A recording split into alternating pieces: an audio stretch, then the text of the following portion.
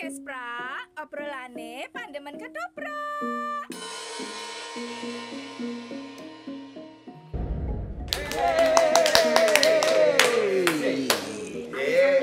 Aku rada alon-alon.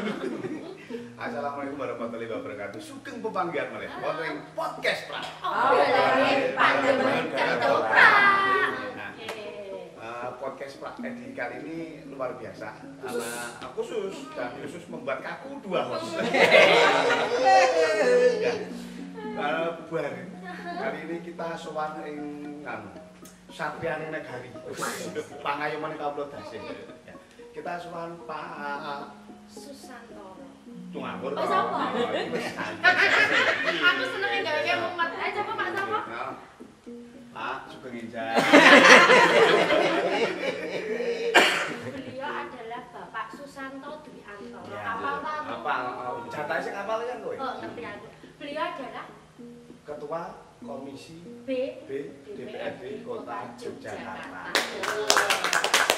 Demi untuk podcast Pak. Demi untuk podcast Pak. Di sela-sela kesibukan beliau ini kan tetap itu karena beliau itu apa penggiat seni dan budaya. Win loh, Win. Motivasinya sebenarnya apa Pak? Nompo podcast Pak di sini. Harganya memalas Win.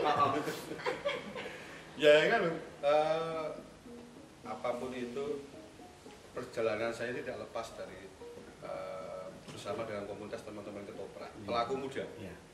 Ya, yang kedua saya ini juga lahir dari rahim seorang seniwati.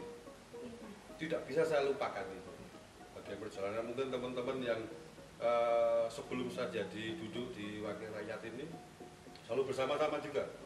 Saya sangat hormat kepada para seniman senior, seniman yang sudah langkung lebih dengan kesenian konvensional ini.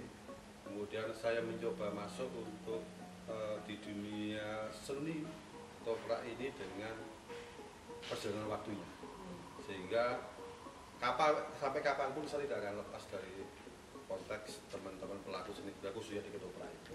Asik, teman-teman dulu. Mas, kalau kesenian tradisi sendiri yang paling dicintai apa?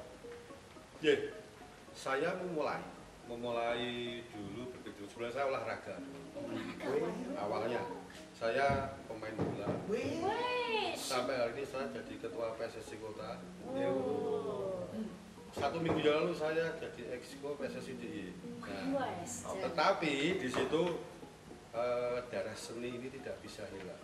Paling tidak saya itu nengok teman-teman latihan, terus melihat dengan mata kepala sendiri bagaimana mereka masih menginginkan bagaimana seni budaya yang namanya ketoprak ini tetap harus langgeng dan tetap harus ada.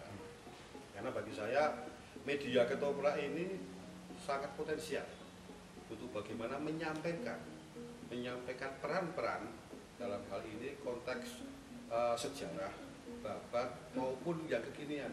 Pesan dari pemerintah kota, pesan dari DPRD ini bisa tersampaikan, bisa dimaknai oleh masyarakat, baik dari teman-teman adik-adik, anak-anak kita maupun anak muda sampai dengan tua ini melalui skema ketoprak ini sangat mudah dipahami.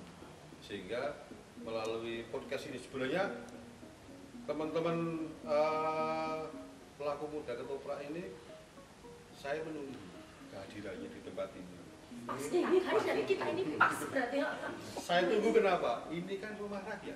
Saya ini kan wakil. Saya kira kalau jam makan siang ya. Oh. Mas aku ki ngono kuwi ya mau. Boleh nanti. Saya sebenarnya merindukan. Saya itu di demo konco-konco seniman ketoprak. Nunggu di demo. Nunggu di demo. Kok proposal ngecok ke demo. Nah, aku ora demo langsung njaluk anggaran wae. Aku tak ora yo ngono. Aku mewakilkan kok rakyat jelata yang tidak paham tentang apa kan artinya gitu Mas. Masyarakat awam itu kan ketika aku kenal DPR, aku kenal ya pikir kan dari itu. Nah, itu asumsi yang salah. Oh gitu. Ini monggo Mas. Bagi saya gini, masyarakat tahu yang namanya ini lembaga politik. Ada politik anggaran. Yang ini tidak hanya diketahui oleh teman-teman politisi. Ini juga diketahui oleh teman-teman seniman muda. Bagaimana sih merencanakan suatu program? Bagaimana sih regulasi untuk penganggarannya? Selanjutnya tugas saya adalah mengawasi. Sehingga ayo duduk bersama, hari ini apa sih evaluasi, sambil nanti kita undang teman-teman pemangku kebijakan, lembaga budaya, dinas kebudayaan kota, dinas pariwisata, dinas kominfo, bersama dengan teman-teman bisa saya fasilitasi di sini untuk ngobrol. Ini loh evaluasi hari ini. Peluang-peluang itu. Nah, apa sih yang diinginkan oleh kawan-kawan? Apakah harus ada pelatihan? Kemudian apakah harus pentas setiap wilayah? Kemudian ketoprak ini agar bisa menjadikan satu andalan untuk pemerintah Kota Yogyakarta ataupun daerah istimewa Yogyakarta, apa yang harus dilakukan? Pemberdayaan terkait dengan sumber daya manusianya, kemudian fasilitasnya. Nah, butuh. Sampai hari ini kan saya masih punya obsesi mimpi panjang, yaitu seperti halnya Kota Solo. Kota Solo itu bisa yang namanya membuat satu fasilitasi dari SDM sampai dengan penempatannya, yaitu pentas seni yang tidak pernah libur. Tidak pernah berhenti gitu ya. Ada terus itu. Ya setiap hari ada. Pentas wayang Sriwedari ini kan. Sriwedari. Solo belum punya Sriwedari. Kita harus punya juga. Sehingga hari ini kalau teman-teman pelaku ataupun teman-teman pendemen ketoprak di Kota Yogyakarta, saya masih berkeyakinan untuk menyelesaikan yang namanya Taman Budaya. Jogja harus punya sendiri. TBY yang mana kan? TBY-nya Jakarta. tapi yang memang representatif dan bisa mewadai. Dan insya Allah nanti di Giwangan. Bismillah segera jadi terrealisasi. Ya, di sana saya pengen ada ekosistem bagaimana sudah mulai terkurasi siapa SDM yang akan tampil di sana. Kalau perlu kita angkat menjadi pegawai. Pegawai dalam kontrak adalah ASN-nya pemerintah Kota Yogyakarta sing kerjone memberikan hiburan destinasi wisata malam. Yo penggerawite, yo krunya, yo pemainnya, yo penata kostumnya. Mereka hanya bertugas ini setiap malam pentas di menyiapkan nih ya. Nah, itu dibatasi umur ya berarti ya. Lah kok maksimal 40 tahun Allahu alam tuh aku ya enggak salah. KTP oramu biasanya kan sing disenengi. Kakak maaf ya, bicara KTP, ya gua masih Kota Yogyakarta. Aku orang terpengaruh KTP. Tapi begini Ji, Pak Antoro. Menawi miturut pundi kalipun panjenengan kala Kakang Mas Prabu Susanto Duyantoro. Untuk TBY menika bisa menjadikan destinasi wisata lah. Menawi ketoprak menika dos pundi supados dados destinasi wisata menika dos pundi Kakang Mas Prabu Antoro. Aku belum tahu kan, belum tahu. Akan digandrung. Ngeten iki jane saya nyuwun pitulungan. Lah nek ngaten kan kerawan lho urip. Saya lambane kok gampang. Ah, ini cucup bisa. Nek lamar disesep. Dan itu Monggo, destinasi Mas wisata. Anton. Ya, jadi gini, hari ini kekurangan Kota Yogyakarta adalah destinasi wisata malam. Sehingga ya kita punya 712 hotel. Kita hari ini punya 31 rintisan kelurahan budaya. Kita punya 25 kampung wisata. Tinggal bagaimana hari ini salah satu kesenian. Saya masih menganggap bahwa saya ketoprak ini menjadi andalan, menjadi satu ikon di Kota Yogyakarta. Terlepas di dalamnya nanti ketoprak itu terlalu banyak diversifikasi ya. Karena ketoprak ini aku sangat peduli. Dan saya juga tidak mau hari ini ketoprak ini ketoprakku, ketoprakmu, ketopraknya mereka. Yang ada adalah kita. Saya sepakati dulu itu agar nanti ya yuk kita bagi terkait dengan bagaimana perannya. Bagi saya kalau memang ketoprak akan menjadi satu ikon dengan keberadaan nanti yang akan kami tempatkan di Embung Giwangan, Taman Budayanya, ya sudah, ayo kita bentuk komunitas. Terlepas itu nanti yang senior juga wajib kita perhatikan. Tapi hari ini sudah ada wadah-wadah. Tinggal bagaimana hari ini mengkompakkan dulu. Kata kita ini menjadi penting, saya tidak mau terpenggal-penggal saja. Wah, kayak ketoprak. Enggak, saya tidak mau. Ya, itu menjadi dasar bagi saya untuk bagaimana menguatkan. Kemudian yang terlepas itu adalah terkait dengan bagaimana perannya dengan pemerintah Kota Empat Anak adalah memasukkan yang namanya ketoprak ini menjadi kurikulum di dinas pendidikan. Harus ada diwajibkan. Iya. Nah ini Untuk pengenalan dini ya, jadi. makanya saya juga ingin ada namanya tim yang nanti pengembangan ketoprak khusus di Kota Yogyakarta. Terlepas wis eneng ning provinsi apa, tapi saya pengen di kota eneng. Itu nanti akan kita soundingkan dengan dinas pendidikan. Jadi ketoprak itu mulai eneng ning SD, SMP, SMA, SMP. Tenang, ketoprak tidak usah takut, harapan masih panjang. Tetapi Ada yang mau lewat dulu ya, kita break ikan dulu. dulu. Podcast pra, obrolane pandemen ketoprak.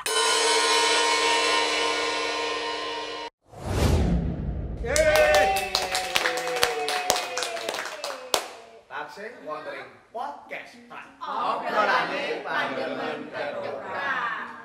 Yang belum like, subscribe, Ben apa tawi? ben dong ngerti. Main cari apa tawi? Nun. Aku udah sepirah ya. Ya apa toh kowe karep kok. Kalau dari kota barang lebih. Dan Ya. kita masih bersama. Heeh. Pak Dewan. Ya, Pak Dewan. Sebenarnya ngimpi ndak sih ketoprak itu bisa dijadikan pentas lagu kota Yogyakarta seperti di Solo di apa Sibedari, terus di Balik Keprok mana itu Balik Keprok Balik keprok. Balik Keprok apa ini Balik keprok. Balik apa? ya kuwi Ini karepe. Ya, Mas Loroknya saling melengkapi ngene iki kok. karena kan seperti itu Mas iso reguleran Ya, itu kembali sebenarnya bagi saya tidak hanya sebatas seorang mimpi, ini harus dilaksanakan. Tinggal hari ini kan saya masih menganggap tidak ada bargaining ataupun lawan diskusi dengan dinas yang sesungguhnya. Tapi ya dalam diregulir itu seperti apa? Mau tinggal bagaimana? Saya tantang. Saya dulu di rumah rakyat ini, rumah bapak ibu sekalian, rumah teman-teman pendemen ketoprak di Kota Yogyakarta, datang ke sini. Nanti kita akan soundingkan.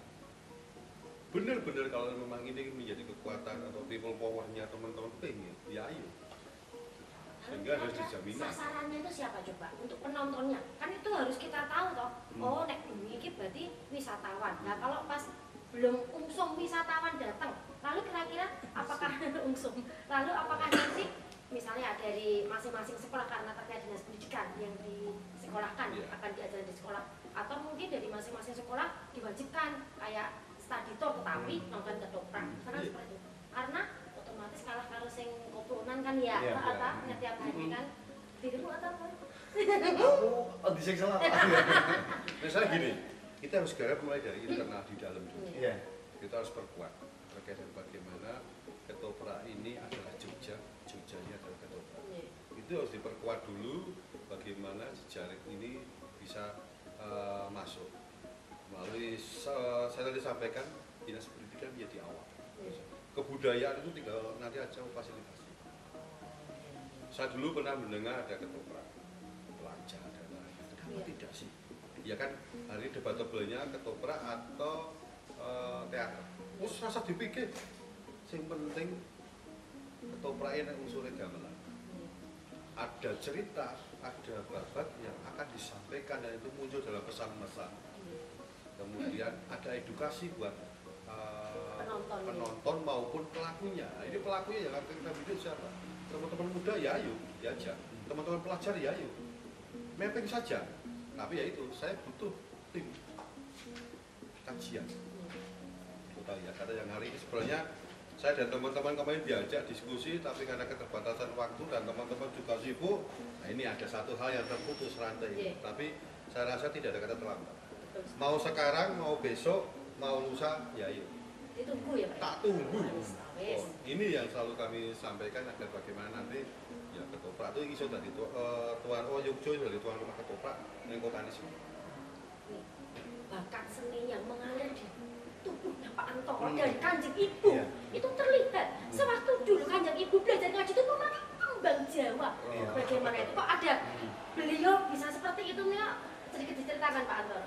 cengkok Jawa Nah, Ibu itu selain pemain ketoprak, penyanyi campur sari sinden. Memang ya aslinya dari Bantul, Purwokerto. Ibu itu santrinya Ketoprak, sehingga datang ke Jogja ketemu Maestro Ketoprak, Mbah Jojo Tambur. Karena hanya satu kampung. Ya sudah. Akhirnya di rumah ini saya melihat perjalanan itu ada 3 grup ketoprak yang ada di kota Yogyakarta ini pernah melakukan aktivitasnya di rumah.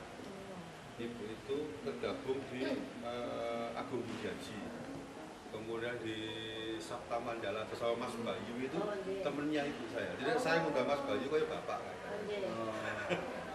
Yang terakhir itu ibu punya ketoprak sendiri, ini Sabto Tejo Manggowo. Itu khusus untuk wong bulan. Menurut saya ibu asmani pun Ibu almarhum Ibu Sutri ya. Legenda ketoprak juga sebenarnya. Neng kalau Mas Anton sendiri, Mas Anton itu pernah ketoprak belum sih? Ya, sekali 2 kali. Enggak gini, saya melihat hari ini ketika ketoprak ini mau diproyeksikan ke depan, ada satu hal yang kurang diminati ataupun menjadi kekurangan, dan ini menjadi evaluasi.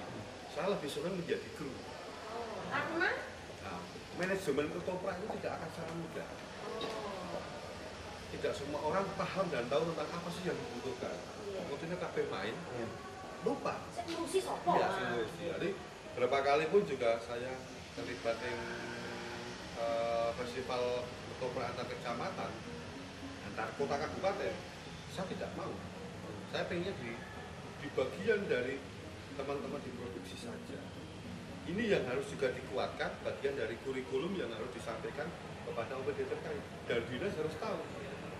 Tidak terlemah ketika pentas produksi ketoprak adalah bagaimana menghitung manajemen biaya produksi. Kadang, iya, kadang nggak terlalu, kadang ada beberapa item yang tidak terhitung. Yang terlupakan. Iya, dan itu sangat fatal. Bagaimana menghitung kuri, bagaimana menghitung biaya produksinya. Kalau hari ini kan gelondongan, tidak bisa disamakan antara kebutuhan ketoprak dengan kawan-kawan pentas band. Karena kan Pak, ini ngomong regulasi ya, berarti kan harus ada yang distandarisasi. Khususnya beda. Hari ini hanya menganggap ada seniman purwo, seniman madio, dan seniman biasa.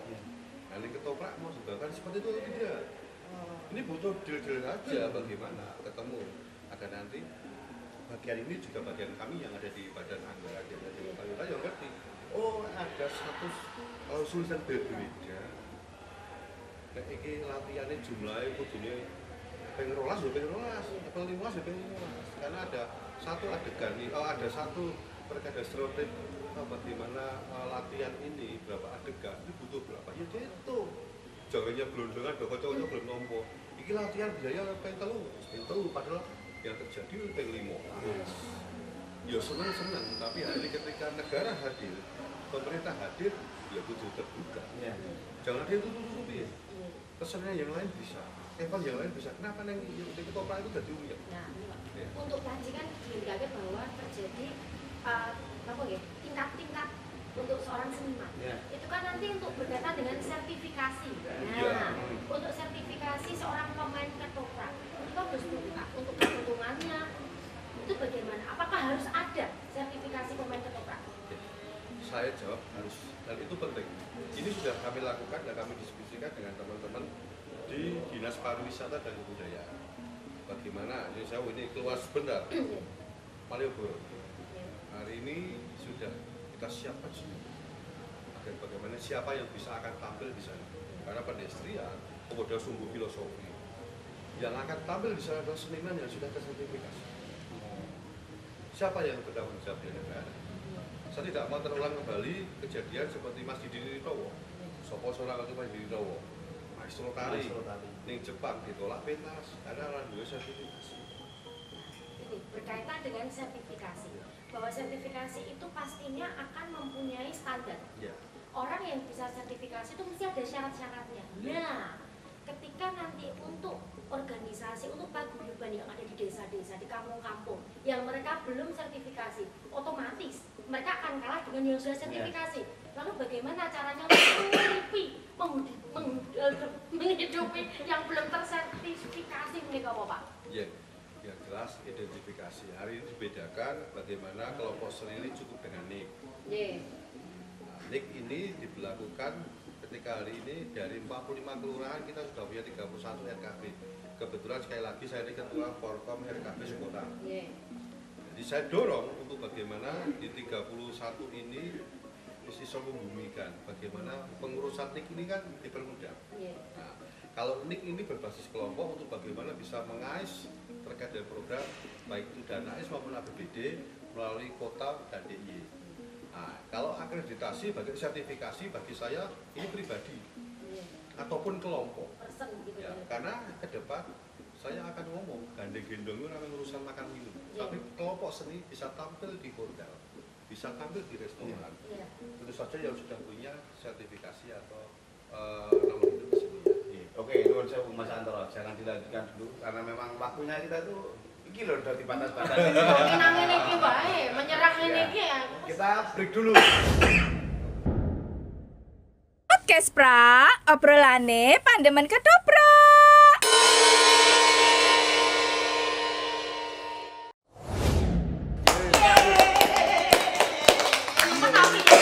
Masih di podcast pra. Obrolane pandemen ketoprak. Dan masih akan kita dengarkan tentang paparan sertifikasi pelaku ketoprak. Semoga Kakang Mas Mas Prabu. Jadi gini, ini hak semua warga kota Yogyakarta. Saya konteksnya ngomong karena fasilitasi dari pemerintah kota Yogyakarta. Hari ini kita juga sudah melakukan terkait dengan bagaimana sertifikasi untuk pemandu wisata lokal. Berarti kan ada peluang juga kawan-kawan kalau memang membutuhkan, kami siap untuk bagaimana berkoordinasi untuk pelaku seniman. Karena memang sudah keharusan dan ini menjadi hal yang pokok untuk bagaimana 712 hotel di kota Yogyakarta. Takkan dari sisa. Ini dong kita hotel Jogja ini oke, jawabannya benar. Tolong dicatat Cap. Jadi iki nggo saya borong. Nah, bagian dari itu kan saya sampaikan agar mereka ketika mereka punya konsekuensi tanggung jawab. Bagian CSR, gandeng-gendongnya ya nampil ke apa ya iso. Iso framen, iso penggalan-penggalan singkat ini kan iso ditampilke. Salah satunya adalah teman-teman hotel ini minta satu hal yang paling pasti yakin orang ya. Sehingga harus ditentukan dari kelompok karawitannya ataupun MC. Itu saya kira mulai dialog, Pak. Di hotel sudah mulai dipertanyakan ada portofolionya, sertifikasinya. Sehingga kami sudah 2 tahun ini godok dengan dinas pariwisata maupun dinas kebudayaan untuk mempersiapkan. Ini gandeng lembaga sertifikasi profesi. Nek kon bayar tenan senimane ora gampang. Ora kabeh iso kuat. Di angka 5 sampai 15 juta itu ya mesti kabeh. Sehingga kalau memang iya, ya pastikan saja ada berapa sih yang di awal kita akan sertifikasi 10, 20, 50, 100 berapa kok. Tapi harus melalui mekanisme sesuai dengan protap atau SOP-nya. Kita gandeng lembaga sertifikasi profesi yang memang legal yang ada di Kota Yogyakarta. Nah, ini nanti akan ada muncul tim sendiri yang dari dinas yang tentu saja akan menginformasikan sehingga seniman-seniman seperti halnya ketoprak ini kan nanti akan dilakukan secara kelompok dengan menunjuk by name atau kakak pribadi-pribadi. Nah, ini yang perlu dikelirkan lagi. Syarat-syaratnya itu ya, terutamanya loh Pak. Dan saya Syaratnya apa ya untuk nah, bisa ini sertifikasi? dibiayai oleh pemerintah kota ya kudu KTP Kota Jogja. Oh, alhamdulillah ya Allah, berapa ini? Masya Allah. Masih bantu makanya mang lapor Pak Joko. Maaf ya Dede. Tadi atur ini.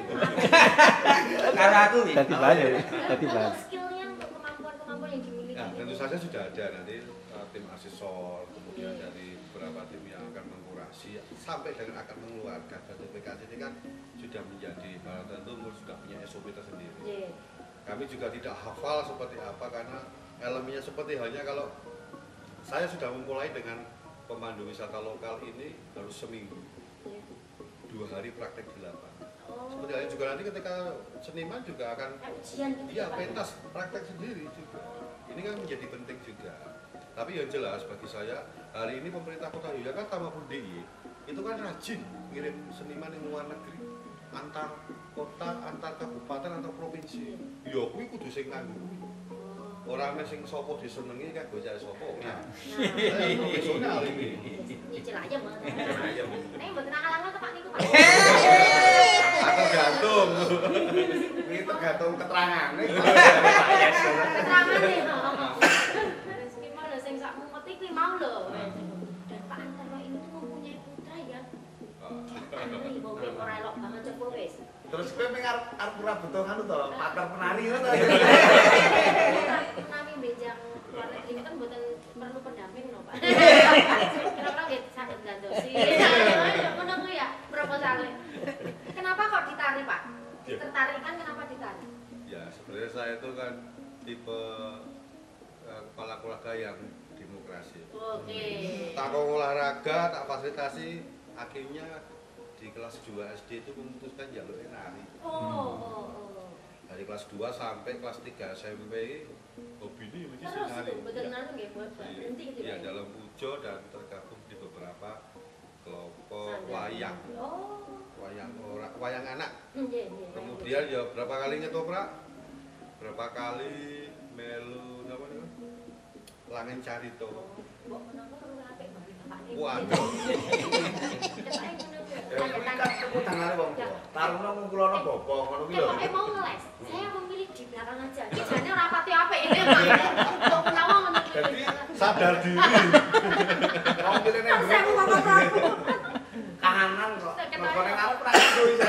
Kandiani kok ketek kok mbangane aku ra digo menan dia aku bukan diri ngono ketok. Iya, sapopo to nggih? Ora apa-apa, ora apa-apa. Pilihan kok. Betul sekali. Hal yang bikin kaget itu ya tiba-tiba iso nembang. Wah. Tiba-tiba ya belajar otodidak dan kemudian darah yang ngalir Mbak, sekolah. ini kan Mbak itu lewat bapaknya tapi langsung. Tempat.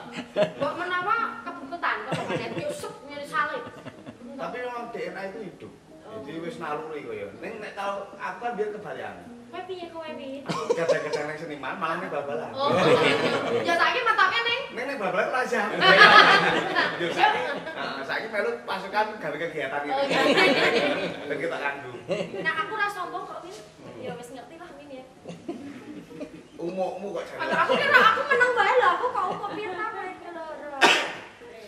Nek anu Mas Antara terkait kuwi mau sing duwe wacana akan membangun TBY di Bali itu ada target kapan?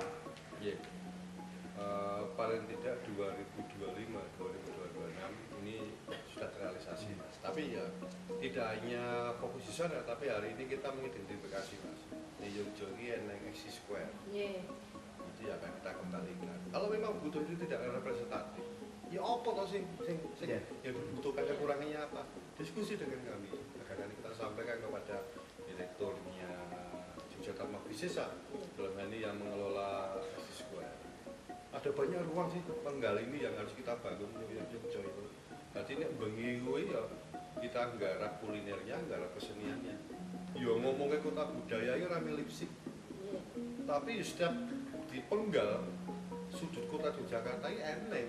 Ada pintas, ada Ada kampung, benar, ada. iya. Tidak hanya yang Jawa, hari ini kan ngeblok neng keraton semua. Di kampung-kampung, jarene hari ini kan ada kampung wisata. Ya kampung wisata ini iso ngopo? Dodolannya rame dodolan fisik loh. Iya.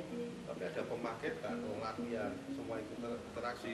Ada homestay yang dikelola oleh masyarakat. Kenapa ini? Ini masih bagi saya bagian yang istilah ragu. Dan ini salah satunya adalah kawan-kawan. Kembali lagi, kami nanti untuk kawan-kawan nanti yang ada di kota yang memang konsentrasi ngomong ke ketoprak digarap secara utuh, ngomong terkait dengan SDM-nya, fasilitasi sampai dengan bagaimana harus memfasilitasi ini duduk bersama. Dan ingat, saya yang mengingatkan saja di kota Yogyakarta, di pemerintah kota Yogyakarta ini ada yang namanya hajat terkait dengan yang namanya musrembang, musyawarah perencanaan pembangunan. Yang itu harus diawali karena di situ sudah termaktub 3. Ada terkait dengan sosial budaya, di situ ada pemberdayaan ekonomi, terakhir fisik. Nah, yang sosial budaya ini kudu ngomong, jadi kita ketika sebelum musrembang itu kudu ngomongin lembut budaya. Ada ngopo? Hari ini kan yang tinggal konco-konconya menunggu dinas ngopo. Iya. Kalau dengan saya, ayo gawe. dhewe. Nganggarke dhewe, dilaksanake dhewe. Wis pasti akan garis. Dan itu akan punya yang namanya penjadwalan. Oh, aku pengen nih bulan Januari tekan Maret opo. April tekan Juni opo. Next endingnya akhir tahun arep opo. Ini yang lain. Targetnya jelas ya. Iya. Ini ngapain lho? Ning gedung Basi yo Axis Square ta. Kuwi yo ana ketoprak ben-ben. Ning jaba kuliner manis banget lho. Ketoprak dangdut. Ini saya juga menginformasikan di beberapa ruang terbuka hijau. Saya barusan bangun di belakang Kecamatan Belajo ruang RTHP. Ini Taman Warung Boto. Tak kayak simpel kan. Contoh ada pendoponya. Kemudian ada fasilitas kasih putu. Itu silakan berlatih ya. Ini bisa dilakukan laporan yang lain. Iya. Semua ada. Hari ini rata-rata yang namanya RTHP itu hanya untuk kebun saja. Enggak apa-apa, tapi berbagi ruang. Nah, memang untuk pasar nah, itu pasar tahu. Ada panggungnya di Bajiro itu. Tapi hanya untuk karawitan saja. Ada gambarnya nggak Pak? Ada. Siswa PSKD nunut Pak. Tapi karena gamelannya didol bae. Oke, Mas Anwar, akhirnya memang ya waktu 30 menit itu memang sebenarnya kurang banget ya. Neng, terima kasih sekali sudah menerima kami. Semoga yang menjadi kegayuan dulu segera terrealisasikan dan monggo kata-kata untuk teman-teman pelaku kuda ketoprak. Jangan merasa kecil, jangan cepat putus asa. Saya mengingatkan sekali lagi, kantor DPRD kota ini adalah rumah rakyat, di mana kawan-kawan muda, pelaku seniman ini punya hak yang sama untuk nilai rumah rakyat yang namanya DPRD Kota Yogyakarta ini apa yang bisa mereka dapatkan. Salah satunya menyampaikan aspirasi, sehingga saya selalu menunggu bagaimana kawan-kawan nanti bisa menyampaikan aspirasi, dan ini menjadi jawaban bahwasanya ada wakil rakyat yang peduli dengan teman-teman seniman, ada yang peduli terkait dengan tumbuh kembangnya kesenian yang namanya ketoprak. Ketoprak dipakai itu saya kembalikan kepada teman-teman semua. Saya hanya menjadi bagian dari mediasi yang hari ini dan saya tidak hilang-hilang bahwa saya bagian dari ketoprak, sehingga yang namanya kesenian namanya ketoprak bagi saya adalah keseimbangan pikiran, perkataan dan perbuatan untuk mendedikasikan diri dan mengeluarkan ketoprak menjadi ikon di kota Yogyakarta. Gitu. Moro ning kantor DPRD Kota Yogyakarta nemoni Pak Antoro Sambato. Iya. Kita tunggu, oke? Dan kita tutup. Ya, terima kasih yang sudah menonton, yang sudah like, subscribe. Ketemu lagi di podcast Prak berikutnya. Podcast Prak. Obrolan Pandemen Ketoprak. Salam budaya Lestari.